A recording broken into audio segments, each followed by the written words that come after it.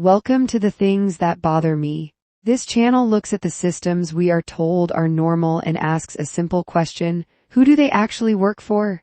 This isn't about outrage or personal drama.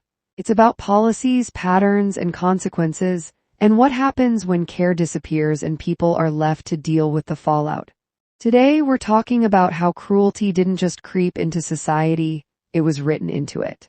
How indifference became policy, how help turned into hurdles, and how people were quietly pushed out of the systems they were told would protect them. We're going to look at what changed, who it affected, and why so many people today feel abandoned, unstable, and exhausted, not because they failed, but because the ground was deliberately pulled out from under them. This isn't about politics as a game. It's about real life. Because when care becomes optional and cruelty becomes procedural, the damage doesn't stay on paper. It shows up everywhere. A society without care, how we became colder, meaner, and more unstable. Something has changed, not overnight, not all at once, but quietly, steadily, and now unmistakably. We are living in a society that no longer cares. Not about people, not about suffering, not about fairness, not even about the future. Cruelty is no longer shocking. Indifference is no longer embarrassing. And empathy is treated like a weakness. The government does not care. Institutions do not care. And worst of all, people are starting not to care either. This is not a coincidence. This is the result of years, decades of neglect, pressure, exploitation, and moral erosion. What you are seeing around you, the anger, the instability, the selfishness, the coldness, is not random behavior. It is the psychological outcome of a system that abandoned its people and taught them to survive without compassion. This report explains how we got here, why society feels meaner than ever, and what happens next if nothing changes. Section 1. An uncaring government built on distance and dismissal. Governments used to at least pretend to care. They spoke the language of responsibility, they acknowledged hardship, they attempted legitimacy through service. That era is over. Today's government operates at a distance, far removed from the daily lives of ordinary people. Decisions are made in abstract terms: budgets, metrics, projections, quarterly outcomes. Human consequences are treated as side effects. If people can't afford housing, that's a market issue. If people can't afford healthcare, that's a personal responsibility issue. If people are burned out, depressed, or angry, that's framed as an individual failure, not a systemic one. The message is clear: you are on your own. No safety net you can rely on, no accountability at the top, no urgency when people suffer, and when a government models indifference, society follows. Section 2. A culture that rewards meanness and punishes empathy. Modern society does not reward kindness. It rewards dominance. It rewards speed over care, profit over people, winning over fairness. Being loud gets attention. Being cruel gets clicks. Being ruthless gets ahead. Meanwhile, empathy slows things down. Compassion complicates decisions. Understanding others requires effort, so empathy is mocked, minimized, dismissed as weakness. People learn quickly. If you care too much, you get used. If you're too kind, you fall behind. If you show vulnerability, you become a target. So people harden. They stop looking at each other as humans and start seeing obstacles, competitors, inconveniences. This is how cruelty becomes normalized, not because people are born mean, but because meanness becomes adaptive. Section 3. A population under constant pressure. People are not just uncaring, they are exhausted. Financially squeezed, emotionally drained, mentally overloaded. They are working more for less security. They are one emergency away from collapse, one bill away from panic, one bad month away from losing everything. Chronic stress rewires behavior. It shortens patience. It reduces empathy. It increases aggression and fear. When survival becomes the priority, kindness feels optional. People snap faster, judge quicker, care less.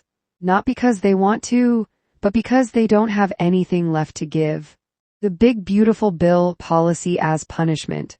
The cruelty is no longer subtle. It is written into law, packaged with a smile, branded with patriotic language, and sold as responsibility. The so-called Big Beautiful Bill is not about helping people. It is not about efficiency. It is not about fiscal responsibility. It is about removal of care, removal of support, removal of people deemed inconvenient. Behind the slogans and applause lines are pages of cuts, restrictions, and exclusions that strip assistance from millions. Not because the help doesn't work, but because compassion is no longer the goal. Changes that punish the most vulnerable. Under this bill, entire categories of people are pushed out of essential programs. Medicaid eligibility narrowed, SNAP access restricted, disability reviews accelerated to force removals, work requirements expanded regardless of health, age, or regional job availability. The language is clinical. The impact is brutal. People with chronic illness are told they are suddenly fit for work. Single parents are told their caregiving doesn't count as labor. Older workers are told to get your ass back to work, even though employers do not often hire people aged 50 or above. And those who fail to comply not because they refuse but because they physically or mentally cannot are cut off. No food, no healthcare, no fallback. Getting kicked off is not an accident. This is not about trimming fraud. This is not about streamlining systems. The complexity is intentional. More paperwork, more deadlines, more compliance traps. Miss a form, lose coverage. Miss an appointment, lose food assistance. Can't navigate the system? That's treated as your failure, not the system's design. This bill assumes people are lying, lazy, or disposable until proven otherwise, and even then, the burden never ends. Cruelty disguised as morality.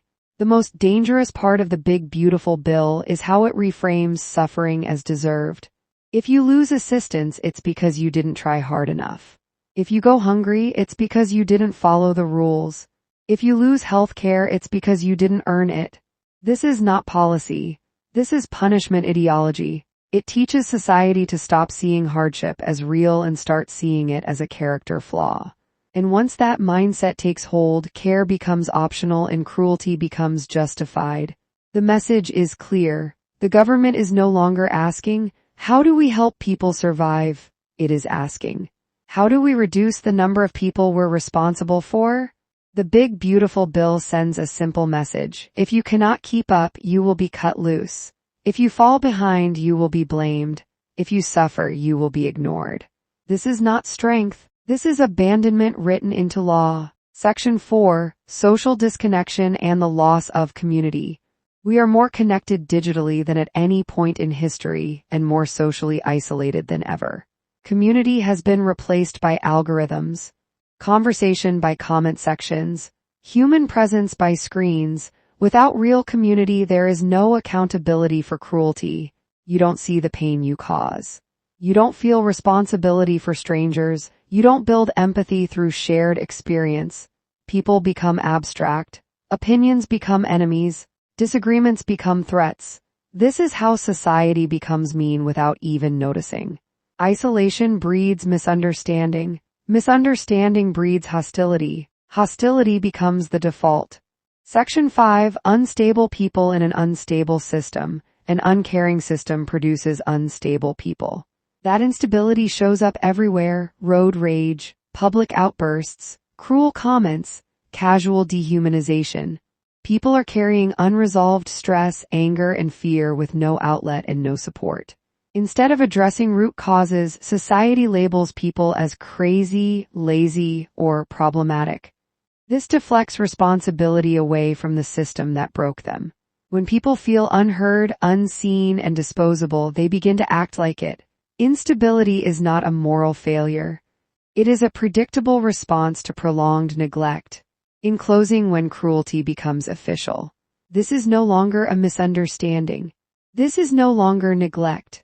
When cruelty is written into policy, when removal of care is passed off as reform, when people are cut off, pushed out, and blamed for not surviving, that is not governance.